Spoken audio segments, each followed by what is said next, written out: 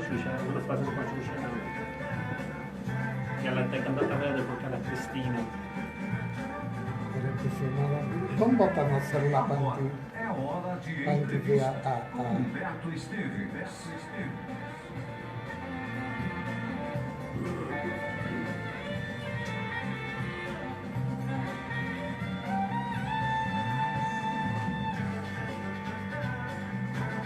Já abri aqui, viu, pai?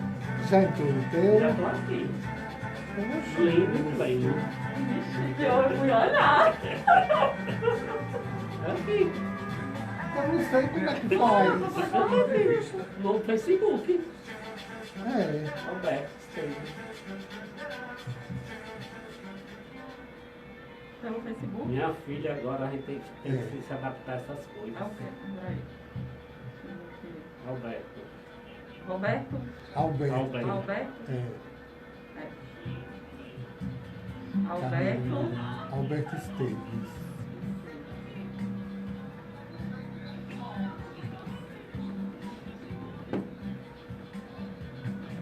Deixa eu ver.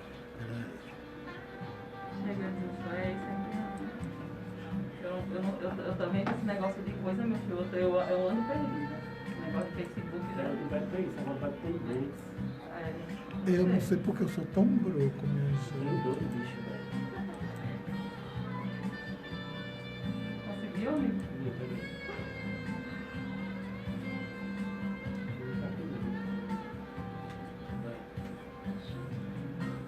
A gente vê aqui. A gente vê aqui a É, o meu já chegou também. Aí, ó, nós estamos lindos, ó, na tela. Aí, você olha assim e olha do bem. Em Senhor do Bonfim são 11h23 e a gente vai bater nosso papo, né, com nossos convidados, pessoas super maravilhosas, que é a Joslaine Almeida, que eu estou tendo o prazer de conhecer hoje, né, e o presidente da PAI, o Gilson Bezerra. Minha gente, um bom dia para vocês, é um prazer recebê-los aqui, né, no programa Encontro, para o nosso bate-papo. Bom dia, Beto. Bom dia, Alguimar.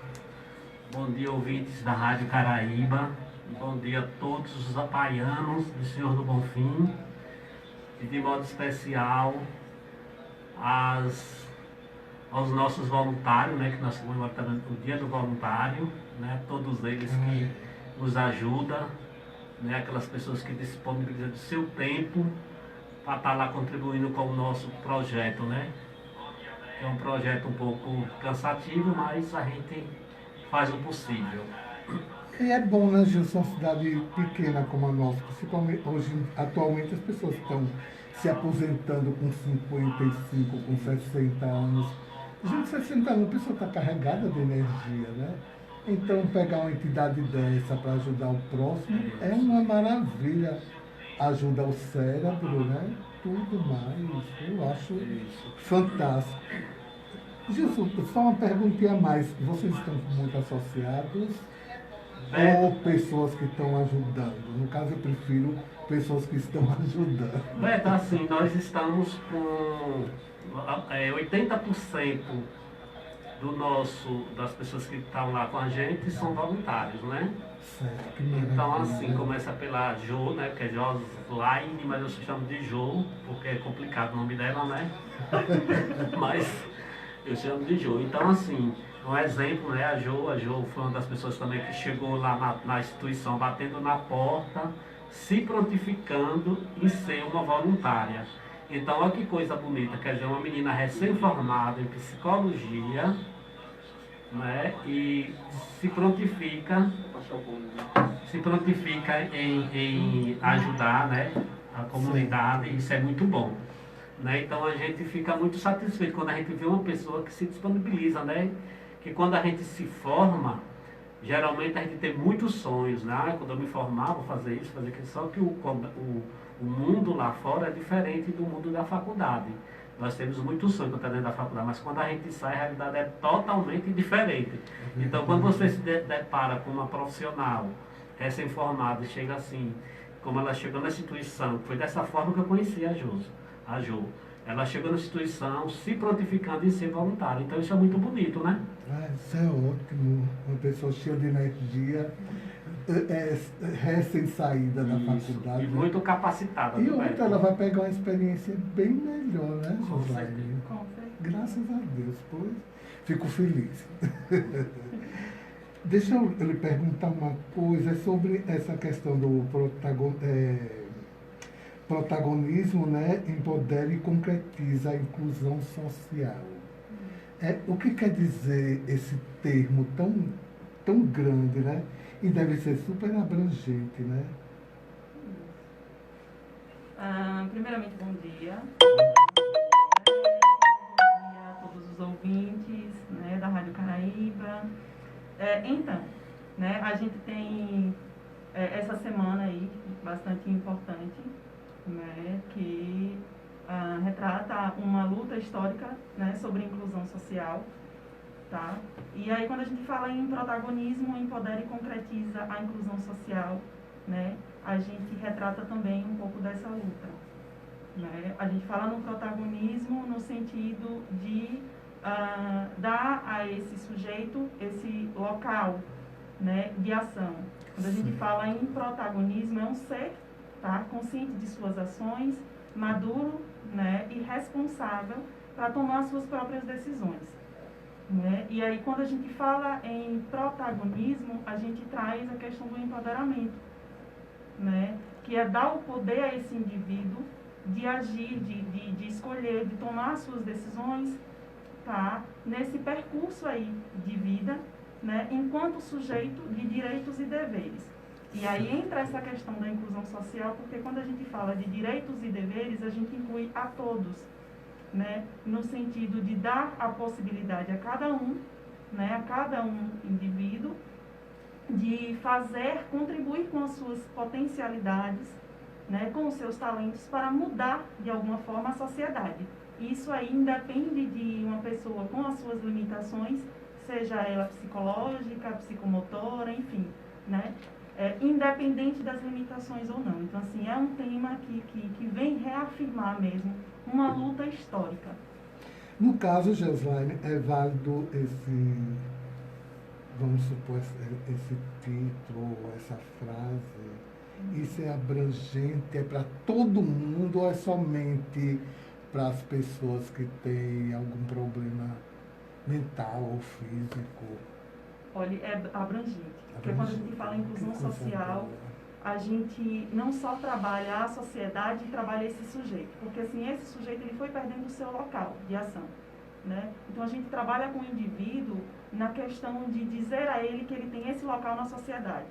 E a gente trabalha essa sociedade, né, que como eu estou rebatendo sempre na mesma tecla, que foi uma construção histórica de discriminação, né? Vixe, então abrange as minorias. Isso, foi uma construção... Abrange os idosos. Exato, todas as classes, todas as classes, né, todas as pessoas, na verdade é uma questão mesmo, eu diria que universal, porque assim, quando a gente fala de deficiência não é a nível nacional, é a nível mundial, né? A gente tem as diferenças, né, em diversos campos e amplitudes. Então, assim, é uma questão mesmo de inclusão social, onde a gente fala sociedade em si. E aí a gente fala na questão universal mesmo. É incrível, parece que o mundo deu um retrocesso, né? Exato. Eu imaginava que o século XX, quando chegasse, as pessoas iam estar tão modernas que cada um ia viver seu mundo e ajudar o mundo alheio. E parece que cada um passou a viver seu mundo e destruir o mundo alheio.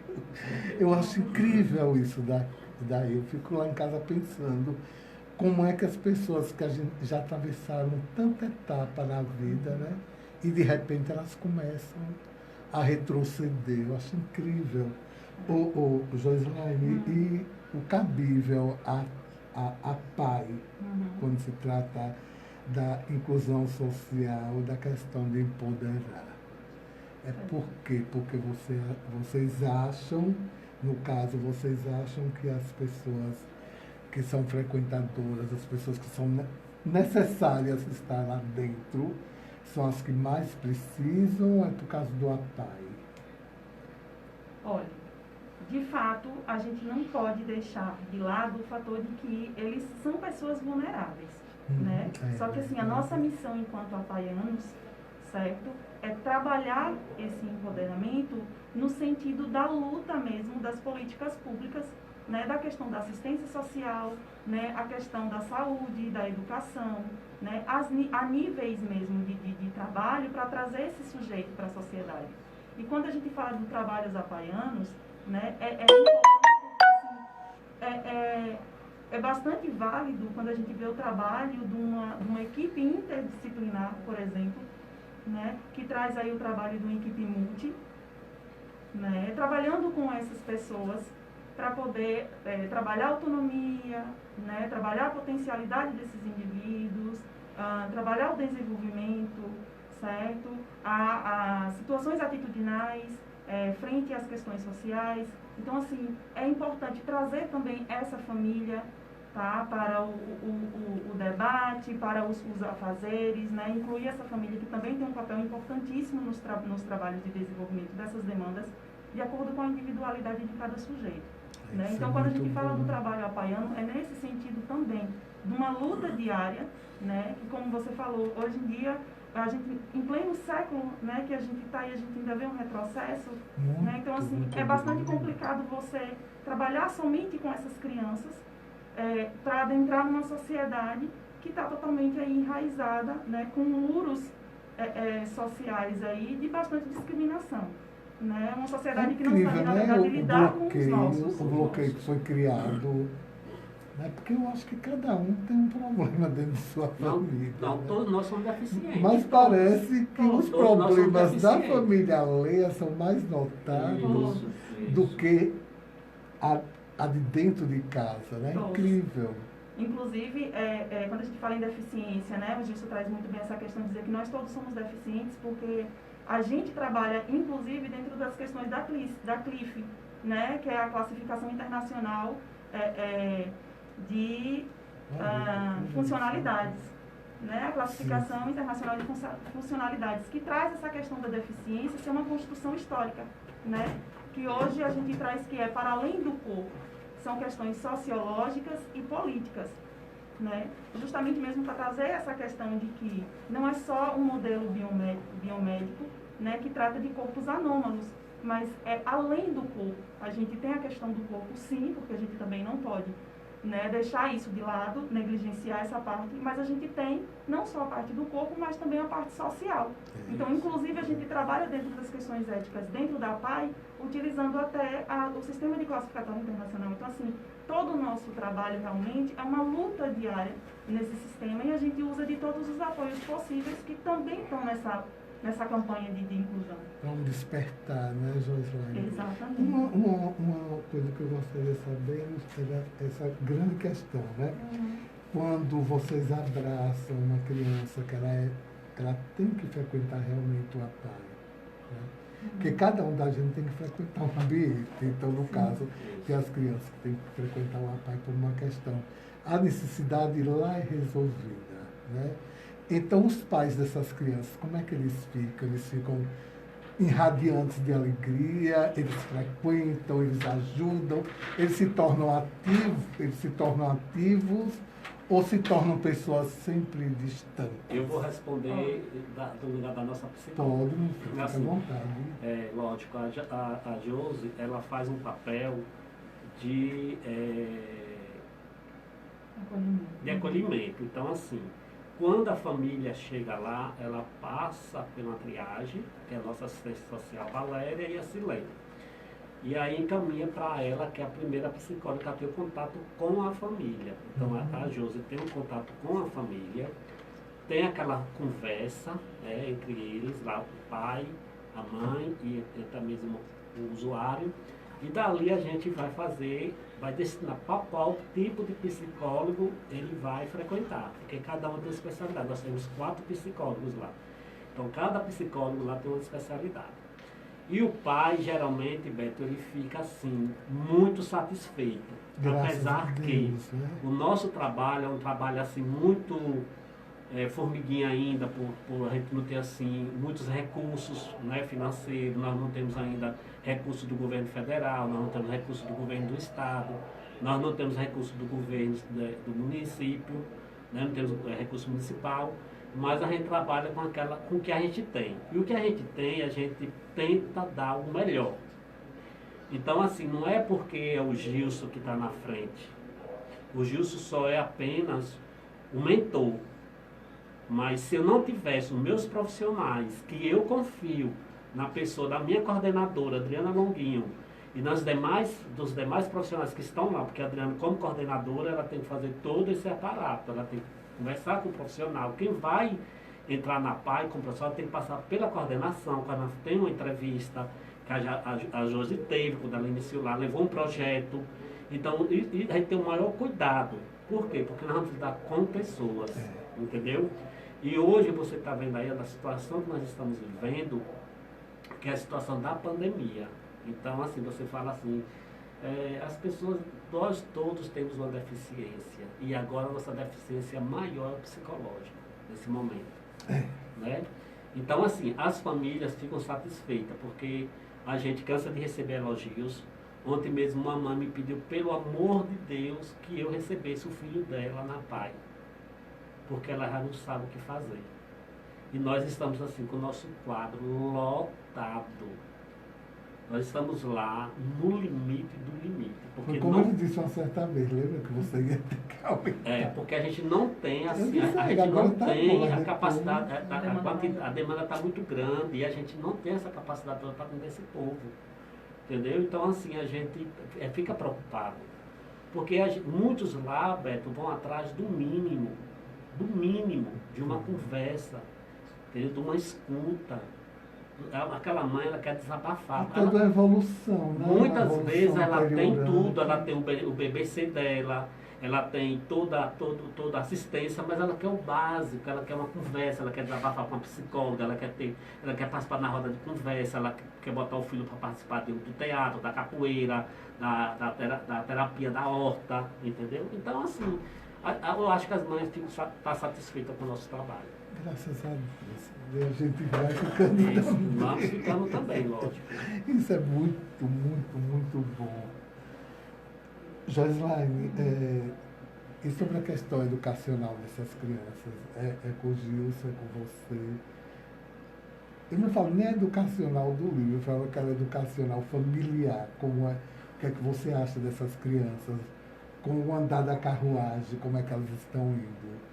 Você fala na questão da constituição familiar, isso, do trabalho. Isso. Ó, o trabalho clínico é como o Gilson falou, né? A gente tem essas famílias que buscam a PAI, né, que se sentem satisfeitas e que participam realmente, estão, né, ativos no dia a dia, até porque lidar com uma criança que tem diversas limitações não é fácil. Então, assim, chegam angustiadas, como o Gilson falou, né, querendo falar, desabafar, e se sentem acolhidas no ambiente e se tornam participativas, né? A gente tem várias atividades lá que os pais acabam participando junto com essas crianças, né? Que ajuda nessa constituição familiar no sentido de troca de conhecimentos, né? Que eu costumo falar dentro da clínica lá, né? Aqui são mães e crianças e a gente costuma trabalhar essa troca de conhecimento nas diversas áreas terapêuticas, né? Que a gente disponibiliza e que acaba contribuindo nessa questão educacional, porque como a gente fala dentro da psicologia, o processo terapêutico ele não termina dentro da clínica, mas é uma continuação dentro de casa. Então, assim, a gente acaba orientando esses pais para poder lidar com as situações adversas dos filhos dentro de casa, porque é o que elas mais anseiam, né? Porque lá dentro da clínica tem um profissional que acaba acompanhando. Mas saiu dali, e aí o que é que eu faço com essa criança? A mãe tem, né, que estabilizar para manter. Como é que eu vou lidar com essa criança dentro de casa? Não no sentido de dizer assim, eu não sei educar meu filho, né? Mas no sentido de dizer assim, o que é que eu posso fazer para melhorar o desenvolvimento do meu filho? E aí é o que a PAI também contribui, né, nesse sentido. E pegando o gancho da Jo, imagine agora, Beto, como nós paramos todas as nossas atividades. Essas crianças todas dentro de casa, ansiosas, sem ter o que fazer. Porque eles iam para a escola num turno, no outro vão para a PAI. Aí lá na PAI eles têm um curso de desenho, tem a terapia da horta, tem a capoeira, Sempre tem o é teatro. novidade, né, gente? Então, assim, imagine agora, com essa pandemia, que eles não estão nem para a escola, nem para a PAI. Tem mães que ligam para a gente assim, desesperadas. Dias vão voltar, a gente não pode voltar, a gente não tem como voltar. Porque tanto nós estamos correndo risco, como o seu próprio filho também está correndo risco. É verdade. Aqui tem um recado do Humberto Santiago, eu acho que tu lembra do Humberto, né? Ele está dizendo o seguinte: bom programa, Beto, de Salvador, para lhe agradecer. Que agradece somos nós, Humberto, por você estar nos ouvindo, né, de uma cidade tão cheia de energia como Salvador. Tem a Rita Neves que está nos ouvindo, a Maria das Graças Coim, a Almelinda Sampaio e o Clériston. Gente, obrigado por vocês estarem conosco. O Animato vai botar logo os comerciais para a gente voltar tranquilo. 11h41, parece que ela vai falar assim. Voa. Nova Escola de Marinas Graças está há 30 anos oferecendo serviço de análise laboratorial com eficiência e qualidade suprema, trabalhando sempre de forma humanizada. Não é fácil, gente. É muito esse país nosso está precisando de ter muita coisa boa. Eu acho assim, sabe, que... Por exemplo, a praia é uma maravilha. Não podia abrir um lugar também para as pessoas, tipo idosos, um trabalho que chamasse atenção, né? Aquele que você vai saber depois que você bate um papo em entrevista. Porque o Gilson, quando ele começou esse movimento da PAI, não sei se é porque ele precisou muito do lado social que ele foi, ele tornou a PAI assim conhecidíssima, sabe? Então isso foi bom para quem? Para a cidade, não foi para ele, foi bom para a cidade saber que existe um ambiente que cuida das pessoas que necessitam daquilo. Ele é desenvolvimento, né? Se as pessoas bem entendessem isso, né? É um desenvolvimento, porque a gente pega muita carga de município, de estado, que vem pra gente, e a gente... Eu imagino. A gente está aí pensando e a gente não sabe o que fazer mais, porque a gente não pode dizer não, velho. Eu não posso chegar lá e já começar a mulher me ligou desesperada, eu vou dizer não para essa mulher. Eu converso com minhas colegas lá e digo, gente, eu não tenho que abraçar. Engraçado, um ambiente tão grande, né, Jesus? Uma menina do comércio, amiga nossa, desesperada, porque a mãe está surtando. E ela não tem condições de pagar uma psicóloga. Não tem, porque vá lá, vai dar um jeito meus pra pais se ela. falou e saúde é caro. Eu não entendo, até hoje não entra na minha cabeça, porque a saúde é caro. Porque quem é que vai desfilar na saúde? Para dizer, eu vim aqui, o senhor olhar isso meu e sair. Você vai no médico quando está com necessidade, de repente tudo está aqui. Imagine, aqui a gente não tem, aqui a gente não tem um neuropediatra. O que as mães mais precisam dos autistas. Tu sabe quanto é uma consulta do neuropediatra? R$400. Chegou uma mãe lá, que ela, a avó, ela começou a relatar o problema do neto, de 2 anos. Eu digo, minha filha, deixa eu lhe dizer logo, eu não sou médico, nem sou neuropediatra, mas seu filho é autista, seu neto é autista. Ah, mas o pai não quer aceitar, já disseram isso a ele. Depois diga ele que venha, que eu vou dizer a ele na lata dele que o filho dele é autista. Eu não estou dizendo, afirmando, mas pelas características, pelo desenvolvimento do menino, ele é autista. Ele é autista. Aí, mas eu não tenho, eu só tenho que procurar, mas eu já fui lá, R$400, eu não tenho condições. Aí fizeram uma vaquinha, fizeram a consulta, passou, o médico disse logo, ele é autista. Um rico ainda pode manter um autista e um pobre, velho. Aí o que acontece? Aí olha a quantidade de exames que ele passou. Aí a gente conseguiu alguns. E outros, a gente está dizendo que aqueles caríssimos, que você até falou, né? Que você vai fazer caríssimos. Aí não tem como. Eu não sei se eu vou fazer, não. Porque... Caro demais. Como é que a pessoa vai tirar 1.450? Eu tenho que comer, eu tenho que pagar. Como é que você vai pagar 1.450? Uma pessoa que ganha salário. Tem que juntar 2 meses de dinheiro. E passar fome, né? Não tá dando. Aí eu disse Eu a ela, acho eu digo, minha filha, faça o inconsciência seguinte, muito faça esses e vamos dar entrada no BBC dele e vamos aposentar ele e depois a gente faz esse exame. Nossa amiga que mora na Itália disse, Silvete, eu conversando com ela semana passada, ela disse, Silvete, de vez em minha irmã que não quer nem saber de olhar para o lado de cá, mas porque minha irmã realmente, o espírito dela era para lá mesmo, ela encontrou o lugar certo, está mais tempo lá do que cá, então tá ótimo. Mas nossa amiga disse que de vez em quando dá vontade de ir embora. Eu digo, não venha não, criatura. Ela disse que quando pensa que a saúde na Itália é gratuita, quando pensa que a educação é gratuita, né? Eu vim para cá e não viria não.